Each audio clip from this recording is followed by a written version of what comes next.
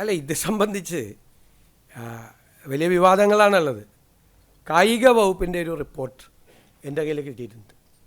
അത് ഗൗരവതരമായി നമ്മൾ പരിശോധിച്ചുകൊണ്ടിരിക്കുകയാണ്. അതിൽ ഗുരുതരമായ ആരോപണങ്ങളാണ് ഉള്ളത്.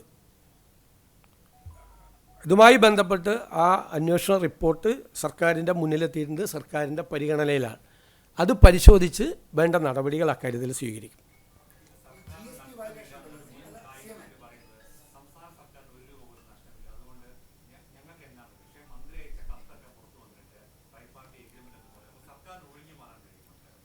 സർക്കാരിനെ ഒഴിഞ്ഞു മാറാൻ കാരണം സർക്കാർ ഇതിൻ്റെ ഭാഗമല്ല. കേരളത്തിൽ വന്ന് മെസ്സി കളിക്കും എന്ന് പറഞ്ഞ് ഇപ്പോൾ ഇത് തന്നെ കൊടുത്തത് ഇവരുമായിട്ട് എഗ്രിമെൻറ്റ്, അർജൻറ്റീനൻ ഫുട്ബോൾ അസോസിയേഷനുമായിട്ട് എഗ്രിമെൻറ്റ് വയ്ക്കാൻ ഒരു സ്വകാര്യ സ്ഥാപനത്തിന് അനുമതി കൊടുത്തതിൻ്റെ പ്രൊസീജിയർ എന്തായിരുന്നു പ്രൊസീജിയർ?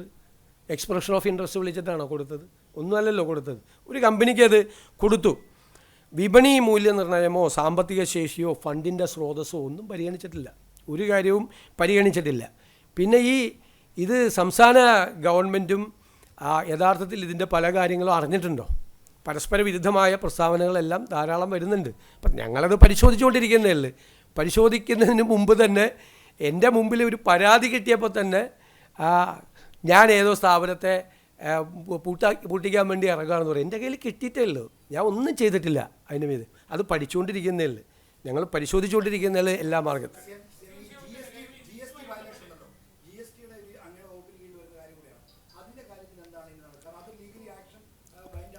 അത് പ്രഥമ റിപ്പോർട്ടുകൾ ഞങ്ങൾ ശേഖരിച്ചിട്ടുണ്ട്. അതനുസരിച്ച് ഗുരുതരമായ ക്രമക്കേട് ആ കാര്യത്തിലുണ്ട്. ഒന്നൊരു GST വെട്ടിപ്പ് നടന്നിട്ടുണ്ട്. 2, ആ വെട്ടിപ്പ് നടത്തിയത് കഴിഞ്ഞ ഗവൺമെൻറ്റിൻ്റെ കാലത്ത് തന്നെ കണ്ടുപിടിച്ച് നോട്ടീസ് കൊടുത്തിട്ടുണ്ട്. പക്ഷേ പിന്നീട് അതിൻ്റെ അകത്ത് അത് മരവിപ്പിക്കപ്പെട്ട പോലെ അന്വേഷണം മരവിക്കപ്പെട്ടതുപോലെയുള്ള ഒരു സ്ഥിതി പിന്നീടുള്ള 7 മാസം ഉണ്ടായിട്ടുണ്ട്. അതടക്കമുള്ള കാര്യങ്ങൾ പരിശോധിച്ചുകൊണ്ട് സർക്കാരിന് നഷ്ടപ്പെട്ട തുക ഈടാക്കുന്നതിന് വേണ്ടിയിട്ടുള്ള നടപടികൾ സ്വീകരിക്കും. അതിൻ്റെ ഉണ്ടായിരിക്കുന്ന അനാസ്ഥയെക്കുറിച്ചുള്ള അന്വേഷണം നടത്തും. അത് ധനകാര്യ വകുപ്പ് നടത്തും.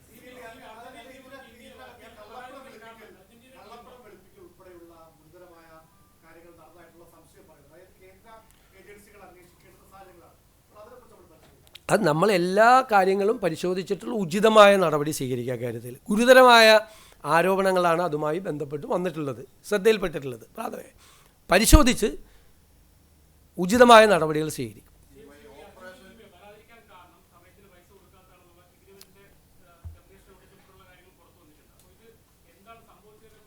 അന്വേഷണ പരിധിയിലെല്ലാം പെടുമല്ലോ. അന്വേഷണം നടത്തുമ്പോൾ എല്ലാം പെടും.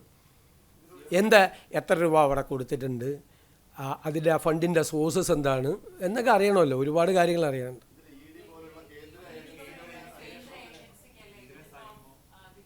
അല്ല, ഞങ്ങൾ പ്രാഥമികമായി സംസ്ഥാന ഗവൺമെൻറ് അന്വേഷിച്ച് അത് കേന്ദ്ര ഏജൻസികൾ അന്വേഷിക്കേണ്ട ആവശ്യമുണ്ട് എന്ന് നമുക്ക് തോന്നുമ്പോഴാണല്ലോ നമ്മൾ അങ്ങോട്ട് റെഫർ ചെയ്യണത്.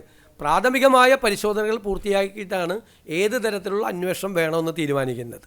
അത് ഈ പറയുന്നത് പോലെ FCRI ആക്ടിൻ്റെ വയലേഷനോ അങ്ങനെ എന്തെങ്കിലും സംഭവങ്ങളുണ്ടെങ്കിൽ അപ്പോൾ ആലോചിക്കും. ഇപ്പോൾ നമ്മൾ ഇത് പരിശോധിച്ചുകൊണ്ടാണ്. അപ്പോൾ ഉചിതമായൊരു അന്വേഷണം വേണമെന്നുള്ളൊരു അഭിപ്രായത്തിലേക്കാണ് എത്തുന്നത്. അത് ഏത് തരത്തിലുള്ള അന്വേഷണം വേണമെന്ന് അടുത്ത ദിവസങ്ങൾ പ്രഖ്യാപിക്കും.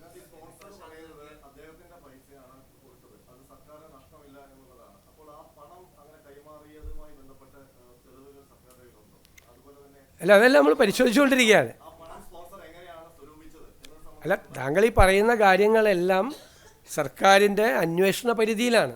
നമ്മൾ നമ്മൾ ഏതെല്ലാം കാര്യങ്ങൾ അന്വേഷിക്കണമെന്ന് അന്വേഷണ ഏജൻസിയെ ഏൽപ്പിക്കുമ്പോൾ കൊടുക്കേണ്ട ടേംസ് ഓഫ് റെഫറൻസാണ് അങ്ങ് ഇവിടെ സൂചിപ്പിച്ച കാര്യങ്ങളെല്ലാം വരും അതിൻ്റെ അകത്ത്.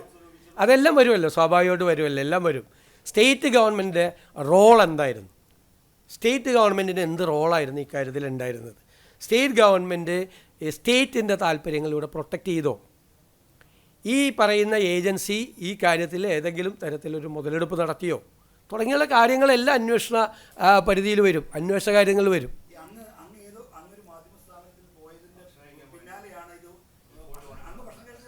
അത് ഞാൻ മനോരമയിൽ എന്തിനാണെന്ന് പറഞ്ഞത്, മലയാള മനോരമയിൽ നമ്മൾ ആദ്യമായിട്ടാണ് പോകുന്നത്.